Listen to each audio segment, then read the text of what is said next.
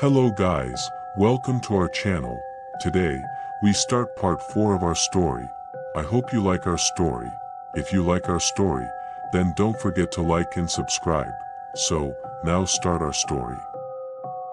Thought to myself that maybe he lived around here, so there was a chance that he wasn't following me, but still I was scared enough to start walking faster. When I was 3 minutes away from my home, I saw that I was no longer being followed, so I assumed that he wasn't actually following me. But just when I reached the street that my house was on, I saw him running towards me. I nearly crapped myself, so I started running as quickly as I could to my house and started ringing the bell.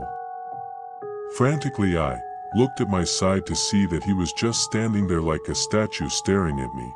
Just as I was about to scream as well, my sister opened the gate. I got and locked it, and the door. I told her what happened quickly, and we both got on the roof of the house to see where he was, and we saw him walking away into the darkness. I left the gym early the next day and I came back well before dark, and this was the scariest experience that I've ever had. I'm going to preface this by saying that I was incredibly naive. My best friend Jay used to work in a restaurant in a very bad area. She had moved there from our little suburb about 35 minutes away. I still lived in the suburb with my parents, so my street smarts weren't the best. This was 3 years ago as well, when I was 19 at the time, so driving around to visit friends was one of my favorite pastimes. Now one day I decided to stop by the restaurant to see Jay, as I'd done it a few times before. I was friends with all of her co-workers. My friend was busy, and she made me wait around with a few of the others for a bit until her break came to chat with me. At this time, I was very anti-purse and just kept a wristlet, a little wallet that you can keep around your wrist. And after chatting for about 30 minutes, I left the restaurant and walked back to my car. After driving for a while though, I noticed that I had left my wallet, so I texted Jay to tell her to grab it for me and where I'd probably left it. I already knew that there was a possibility that it was gone, being that I left it in a busy restaurant in Center City, and Jay confirmed that it was indeed gone. My dad canceled all the credit cards, but I was still holding on to hope that it would be returned, as I did have my ID in there. And the next day I got a text from Jay, and she tells me that somebody had called the restaurant and said that they had my wallet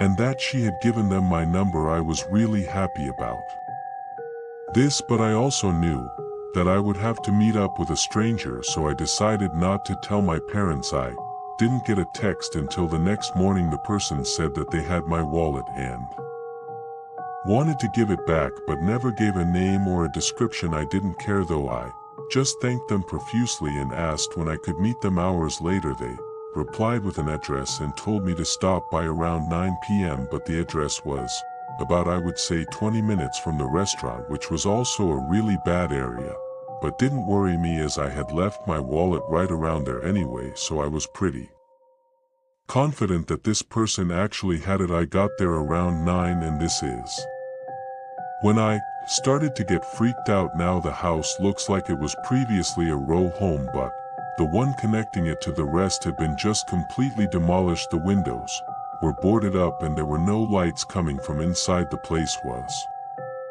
obviously abandoned. Grass, overgrown, weeds everywhere, graffiti all over it. You get the idea. But the door, however, was not boarded up, and I could see that it was ajar. In fact, I texted the number and the person replied a second later telling me to come on.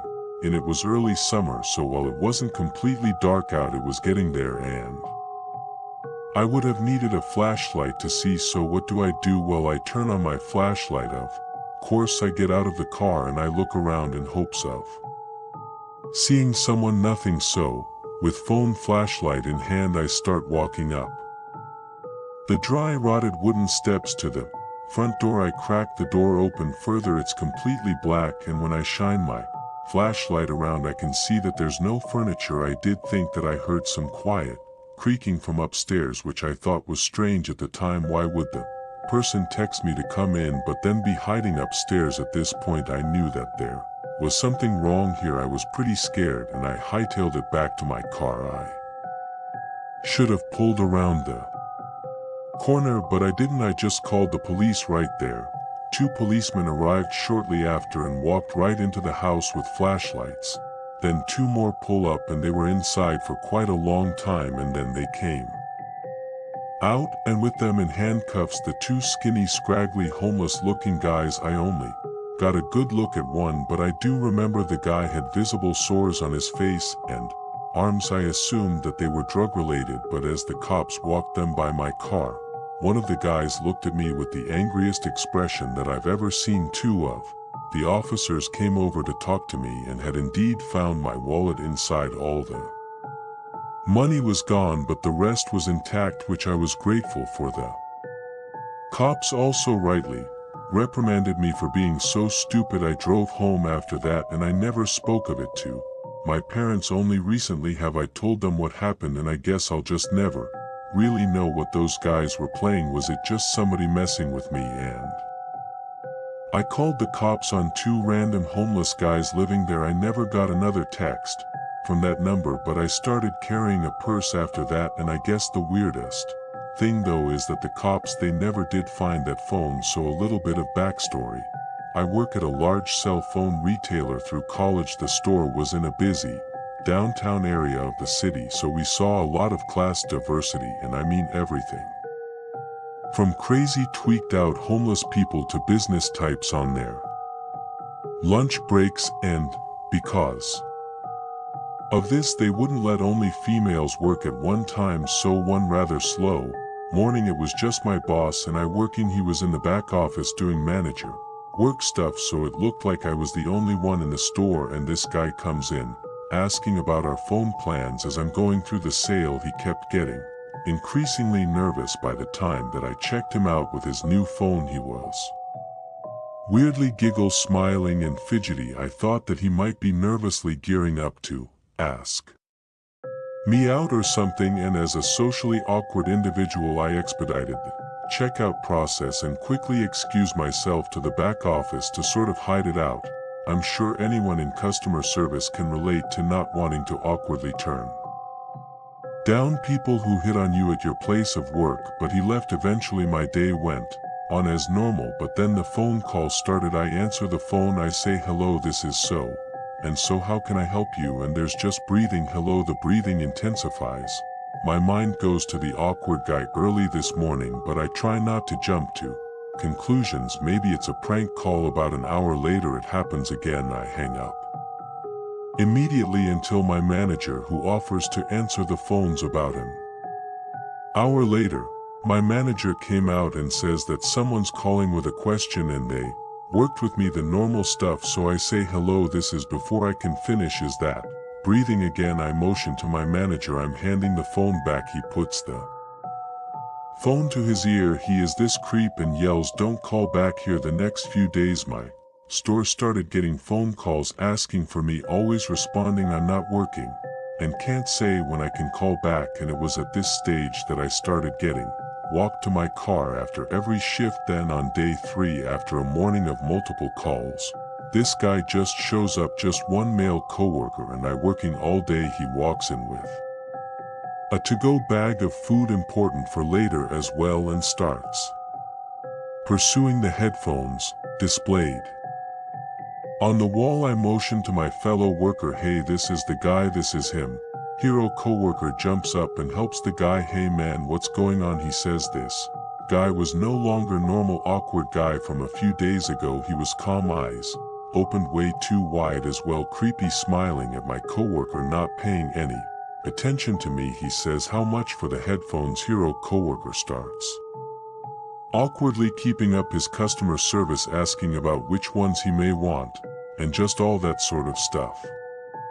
But this guy just stands there saying nothing, like a solid 20 seconds of not answering his questions and just a creepy stare. Then he turns and, without a word, just walks out. The entire time he wasn't looking at me, but once he leaves, my coworker tells me to go back and call our manager. I'm a bit spooked, I'll admit. My manager says that if he comes back to tell him that he's banned from the store. Not even an hour passes and he's back to go food in hand. This time the store is busy though I quickly explained to the customer that I'm working with what's going on and runs at the back office. We have store cameras though displayed on a monitor, which I'm now glued to. I see here a coworker go up and talk to him. He just backs out of the door. This dude literally walks backwards 10 feet, never taking his eyes off of my coworker. Smiling, the coworker comes back and tells me to call the non-emergent police number, and the police catch him sitting outside with his doggy to-go box. Coworker and I are peeking out the window from behind the phone case display. The young police officer comes in and explains that the guy said that I asked him to buy me lunch and that we were dating. I informed him that I sold him a phone 3 days ago, that he was harassing me since then by calling the store multiple times. The coworker backs me up, is telling him about the creepy breathing. A while later, 2 police officers come back in to let us know that he's been banned from the store. The older police officer says call back immediately if he comes back. This guy is apparently on probation for doing this to other girls. Well, the rest of the day goes by and coworkers and I are still on high alert. Close to the end of the day, we've settled down, sitting at the table just shooting the breeze when he goes, "Don't look behind you," but he's back. Just walk into the back room. All right, this guy is standing in the window just looking into the store, just standing there. We call the police again, but he left way before they arrive. A police car parked outside the store for the rest of the shift, and after that I thankfully never saw the creepy stalker guy again. I don't know if his motive was to actually date me. I think he just got off on scaring girls. Perhaps none of his actions were normal by any means, but I wonder what was in that bag. This all started about a year ago. I am 23-year-old female, live on the second floor of an apartment complex and have lived here my entire life. The building is mostly comprised of families with young children and married couples. A lot of the families have lived here as long as my family has, so everyone sort of knows each other pretty well. There's only one apartment unit that isn't occupied by a family but rather by a pair of brothers who just sort of keep to themselves. Now one day one of their sons,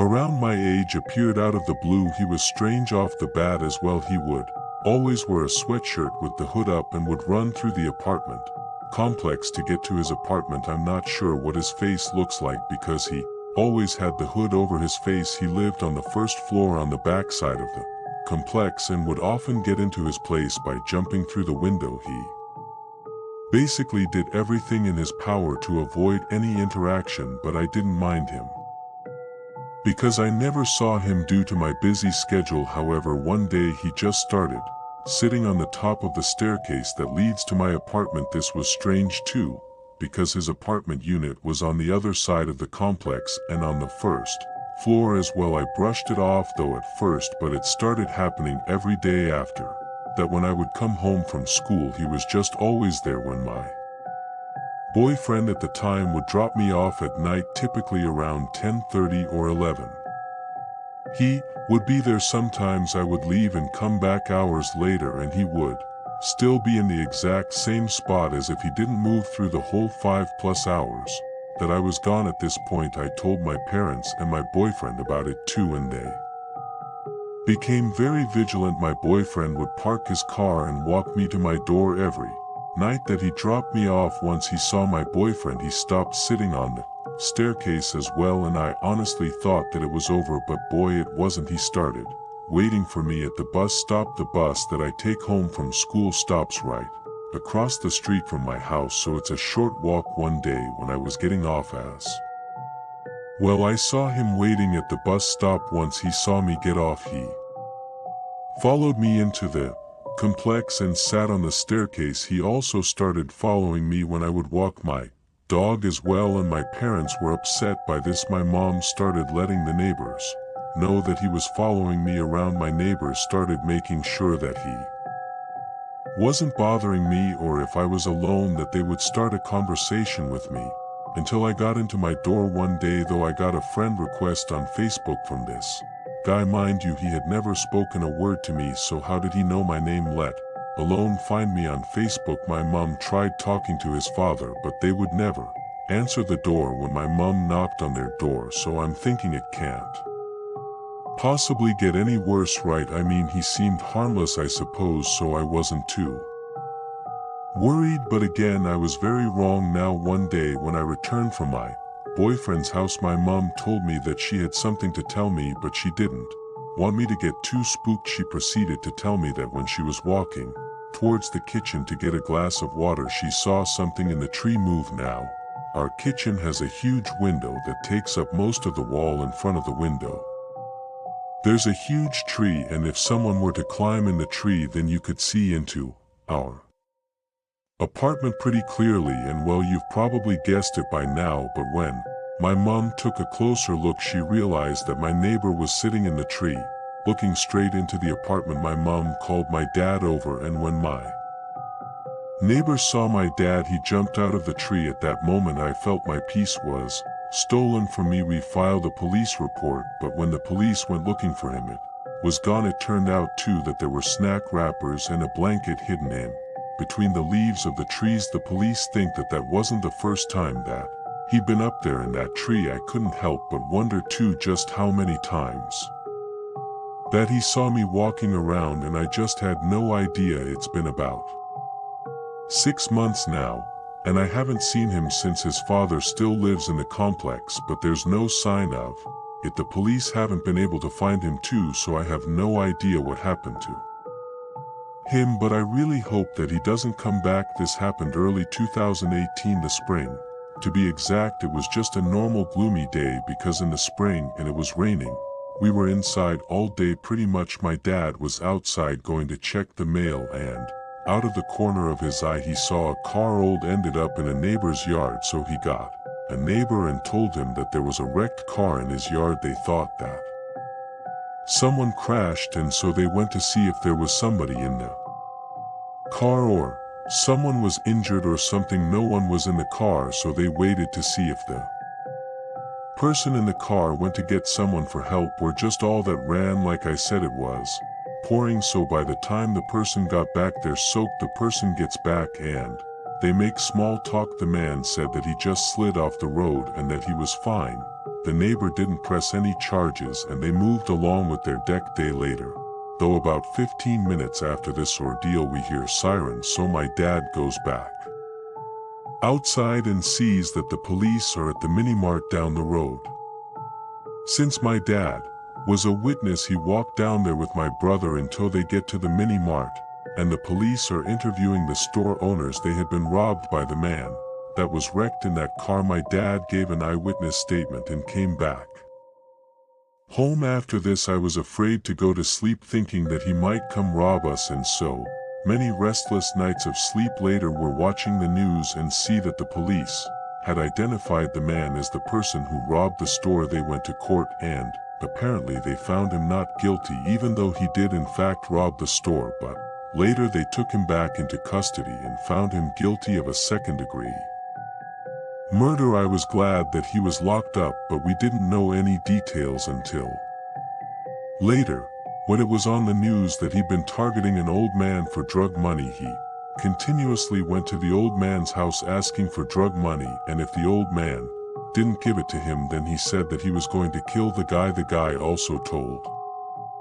the man that if he told anyone else that he would kill him. The old man told the police, and somehow the guy found out and he murdered that old man. He went to jail, and as far as I know, he's still in jail. But man, it was horrible knowing that a murderer had been roaming our streets. I had gotten out of an 8-year abusive relationship and met someone on my popular online dating app. To be honest, I wasn't looking for anything serious, but just someone to go watch a movie or have a drink with every now and then. I had 2 boys and was happy living a peaceful life of my own after going through hell. So I met this guy who is just a couple of years older than me, and he had turned his life around. When he was younger, he used to be in gangs and drugs, and now he was into working out and staying really fit and doing family stuff. I guess you can say that I felt protected by him. He was a hard worker, self-sufficient, had a son, and he loved going to the gym every day.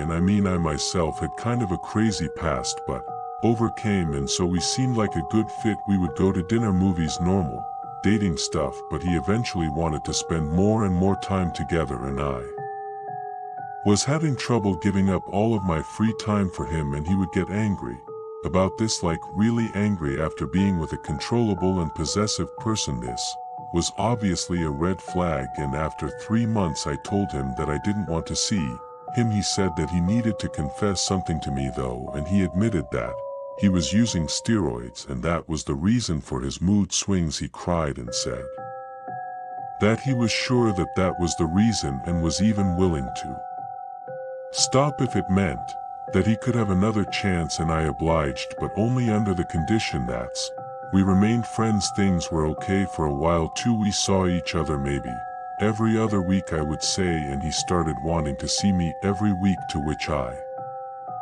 told him that I wasn't interested in being anything other than friends at that moment.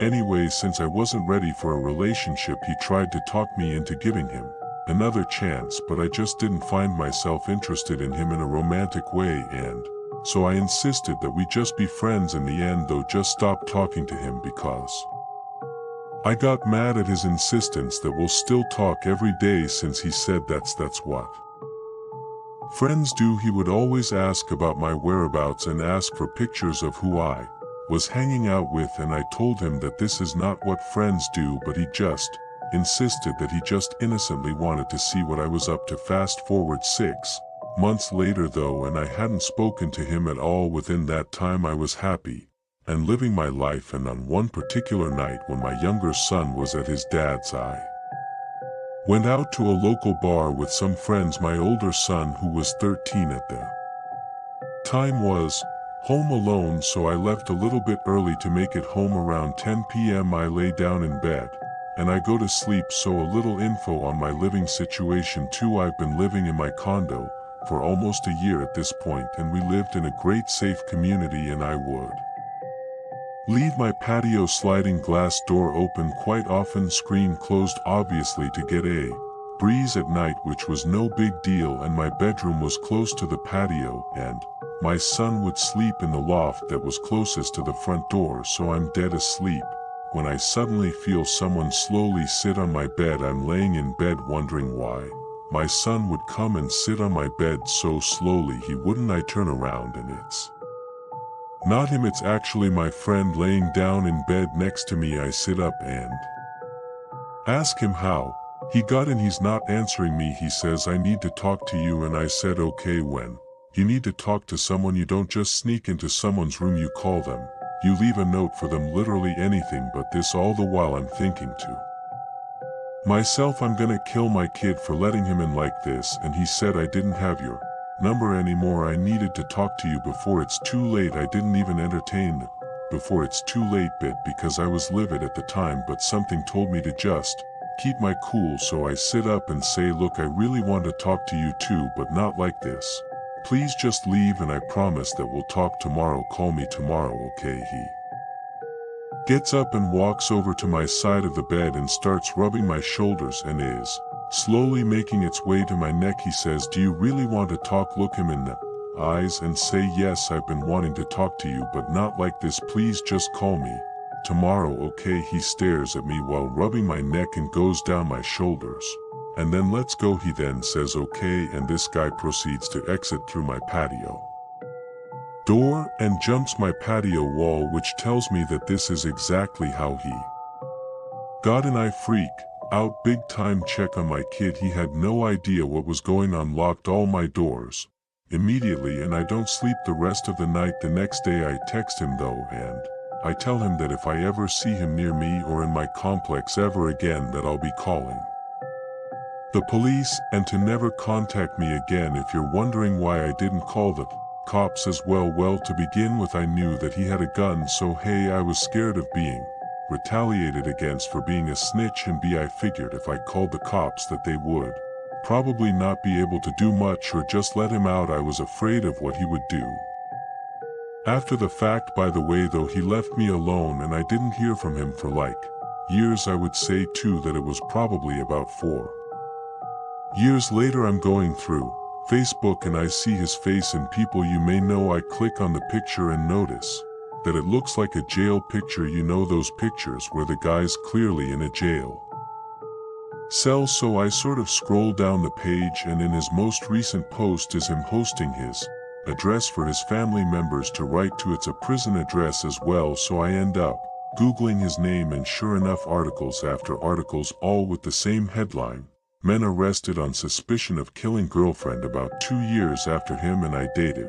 He allegedly shot and killed the girl that he was dating at the time. I shiver when I think that could have been me, and I feel like crap. Thinking if there was anything that I could have done to have stopped him, I should have done it back then.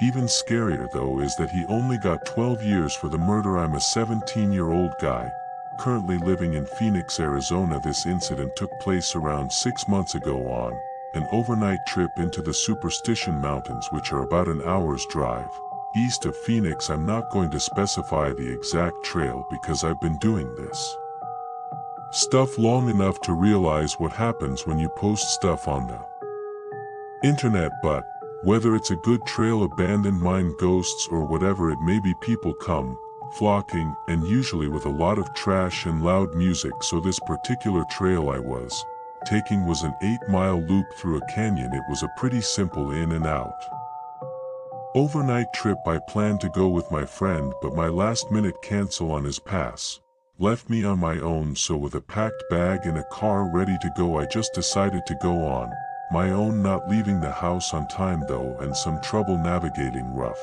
forest roads. I didn't arrive to the trailhead until I would say around 5:45, which for those of you who don't backpack, this is a very big note. I still had a 4-mile hike until I arrived at my plane to camping spots, and it was getting dark quickly. So I figured that if I moved quick enough that I could get at least 2 to 3 miles in before I had to find a spot. This strategy though left me hiking in a very dark trail on my own, with about 15 miles of dirt road between me and pretty much anything else. Hiking in the dark by itself is scary enough though, especially for where I was and also being on my own like that. But eventually it got so dark that I could only really see where my headlamp was pointing, and that's when I figured that I needed to stop and get a camp set up with only using the headlamp as my light source and trying to move quickly. I ended up in a less than ideal spot, but there were some burnt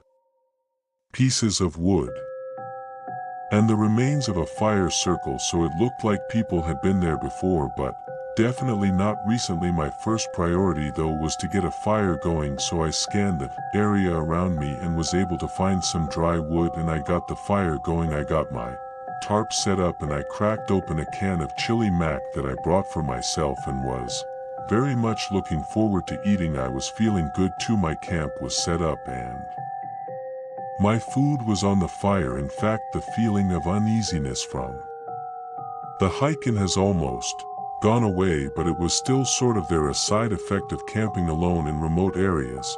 Though I thought now to fully understand what happened, I have to explain how my camp was set up. So the site that I had picked was a small clearing surrounded by large pine trees with a trail about maybe 30 feet away to my left. When you're in the woods too and have a fire going, the fire casts a circle of light around it, and everything on the edge of that circle and past it is pretty much pitch black. So I was sitting on the ground in my fire just eating my dinner when a small rock about the size of a marble, I would say, was thrown into my camp. I looked at the tiny rock in shock, as I was positive that I was the only person on this trail that night. I immediately turned my light on and turned towards the area where I'd seen the rock come from, but due to the density of the pines and the brush, I could only see about 10 feet. I spent the next 15 minutes in disbelief as I was scanning the tree line that surrounded me,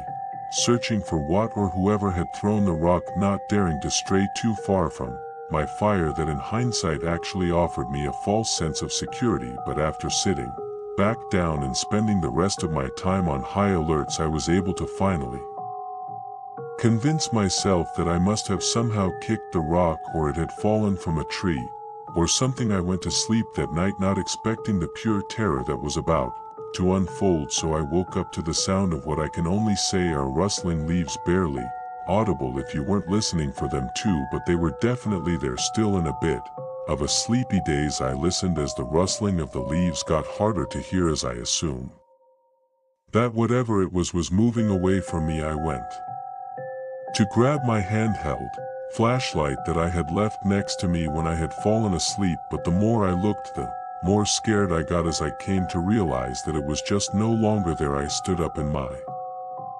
sleeping bag and ducked out of my top and looked around, and I was able to see a light off in the woods. It couldn't have been more than 15 feet away, but it was definitely my flashlight laying on the ground in a pile of leaves. I'll happily admit too that this is one of the few moments in my life where I honestly almost crapped myself. I mean, the flashlight that I had left sitting right next to me when I'd fallen asleep a few hours ago was now 15 feet away from me, past the tree line in the woods. Well, I hardly slipped on my boots, clutching my knife in my other hand and keeping my head on a swivel. I weighed my options up: stay here and wait out the night, or attempt a 3-mile hike back to the car in the dark. I figured though that whatever or whoever was out there with me was definitely going to have a better advantage if I was out on the trail without a light, so in the end I just decided to stay at the camp and wait out the night there, and eventually it came back. I could hear it walking through the woods.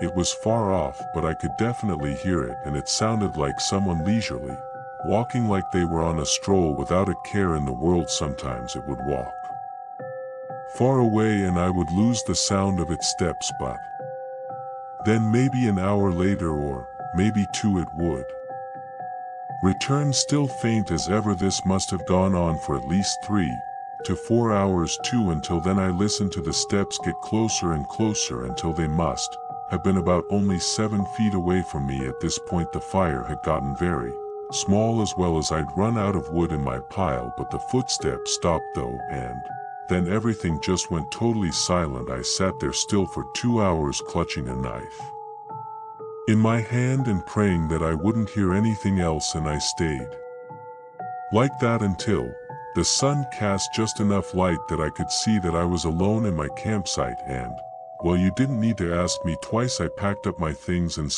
walked the 3 miles back down the trail that I had taken. Immediately I arrived at the empty dirt road where my car was parked and nearly sprinted to it as I unlocked my Subaru, jumped in and drove, and didn't stop until I put at least 20 miles between me and that place. Eventually though I stopped at a gas station in Apache Junction to buy a Red Bull, but mostly just to see and talk to another human. As I exited the store I was able to. Okay, that's enough for today. We meet in part 5 of the same story. If you like the story, then don't forget to like and subscribe.